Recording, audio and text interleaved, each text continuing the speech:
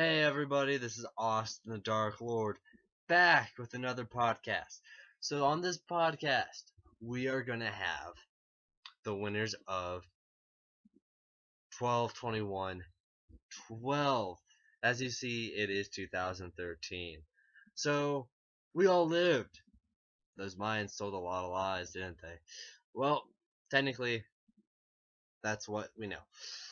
Also, second of all, I do have spoilers, and I mean spoilers of Gatecrash. But not just any spoilers, not the ones that Jared on Magic, the Albuquerque Gathering, which is a group um on Facebook for everyone that plays Magic in Albuquerque. Um he's showing spoilers as well, but my spoilers that I'm gonna show are spoilers, so if you don't want to know what the promos are gonna look like, I suggest you turn it off after I tell you the winners. Or fast forward through that. So I would like to start with um the number one player here, who is which is the Aftermath Survivor by Hat. It has Flash, Morbid. You can cast Aftermath Survivor from your hand without paying its mana cost. Activate this ability if at least 3 creatures died this turn. It's a 5/2 and it's a 6 cost. 2 white, 4 colors. Now, I find this interesting because it's not a board wipe. What I was expecting a lot of board wipe, but we only have 2 people. So that was number one. I thought it was interesting. I liked it because it was unique and new. Now we have Jesse, who came in second. Planetary Alignment.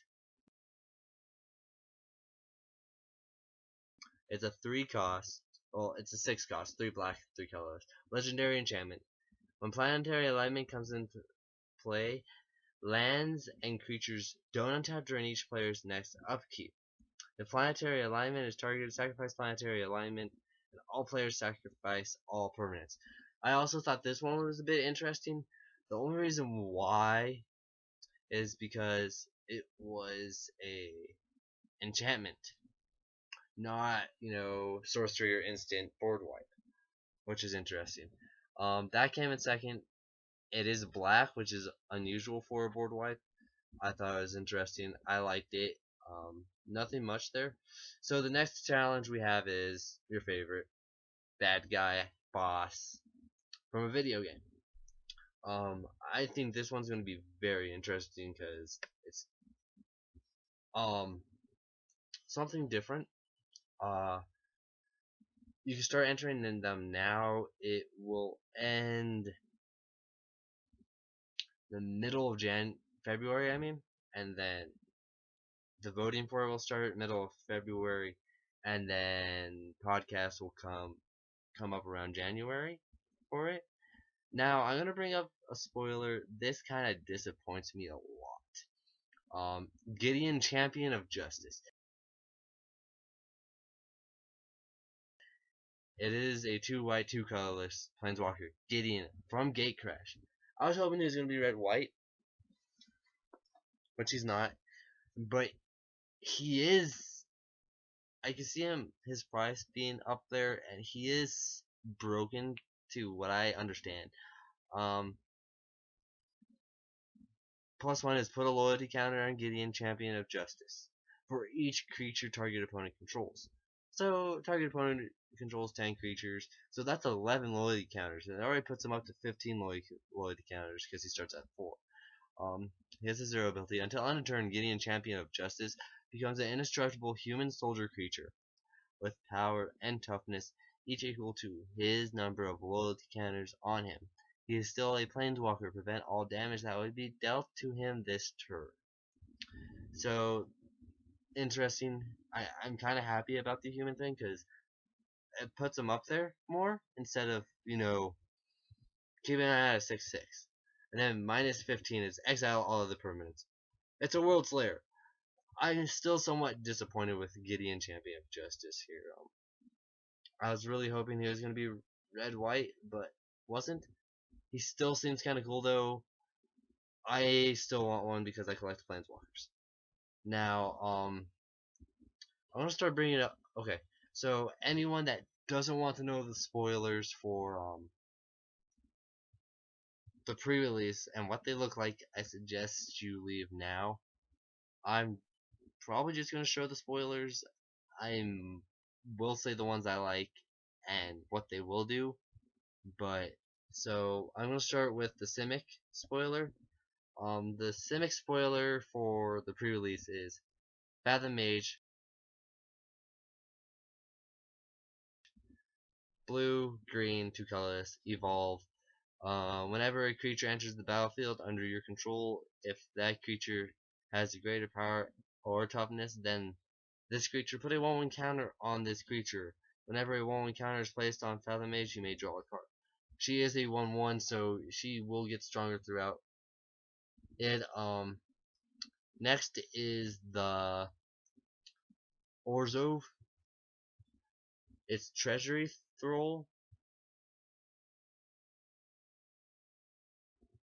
It is black, white, and for extort. Whenever you cast a spell, you may pay white or black.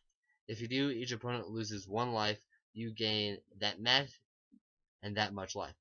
Whenever Treasury Thrall attacks, you may return target artifact, creature, or enchantment card from your graveyard to your hand. Pretty cool. I don't really care for Orzhov because it's not what I was expecting. I thought it'd be better. There is some cards from it I want, but it's not something I'm going to be interested in. Next is Gruul, the Rubble Hulk, which is green and red, 4 colorless.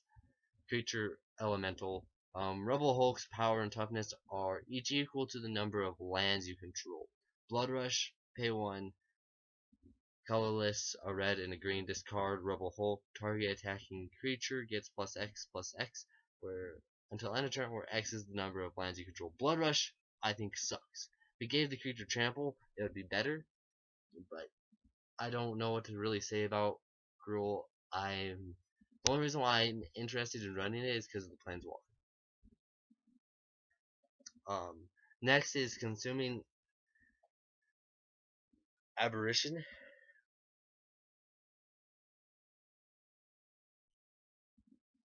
It is black, red, black, blue, 3 colorless. Consuming Aberration's power and toughness are each equal to the number of cards in your opponent's graveyard. Whenever you cast a spell, each opponent reveals cards from the top of his or her library until he or she reveals a land card, then puts those cards into his or her graveyard.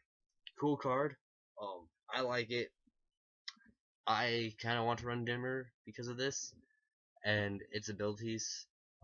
It doesn't really have abilities at the moment. That's all I can say about Consuming Aberration. I don't know. Okay, so Boros has Boundary Champion.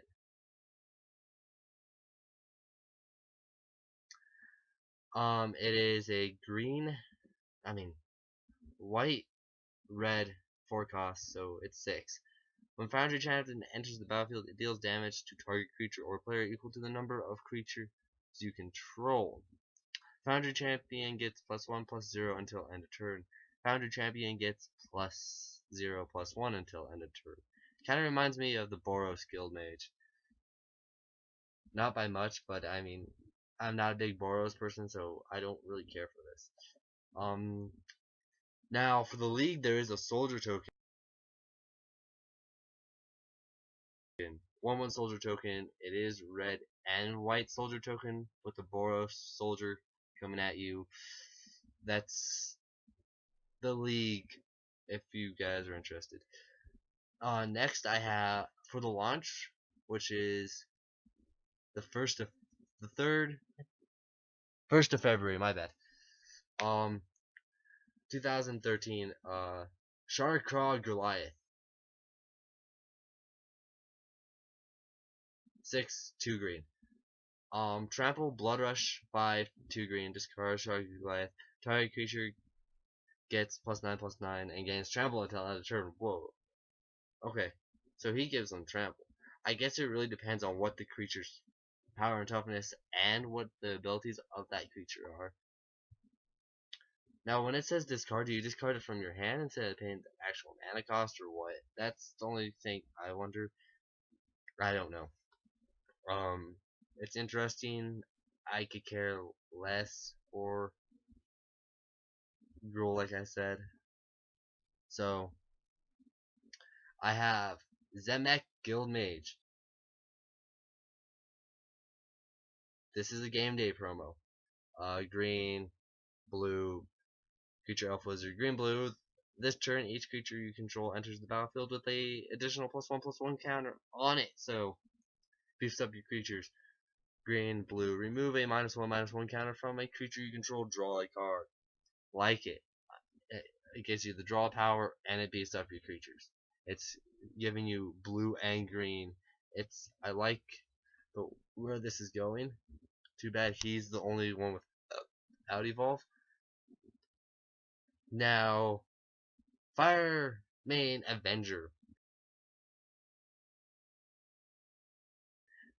is the top 8 winners of game day. Flying Battalion, whenever Firemain Angel and at least 2 other creatures attack, Firemain Angel deals 3 damage to target creature and or player. You gain 3 life. I think this is really cool.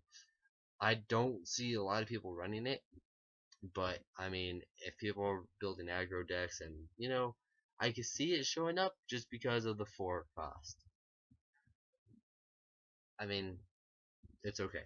Now, here's the buy a box promo if you are buying a box. I'm not buying it from the store because I don't really care for the promo. Nightveil Spectre.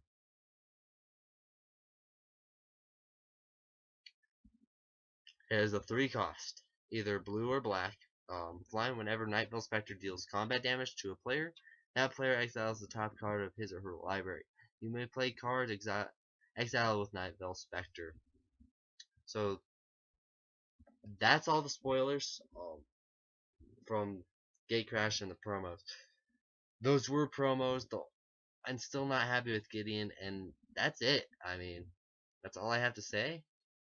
And I can't wait to see your bad guys. For bad guy boss, Planeswalkers for the Brentford.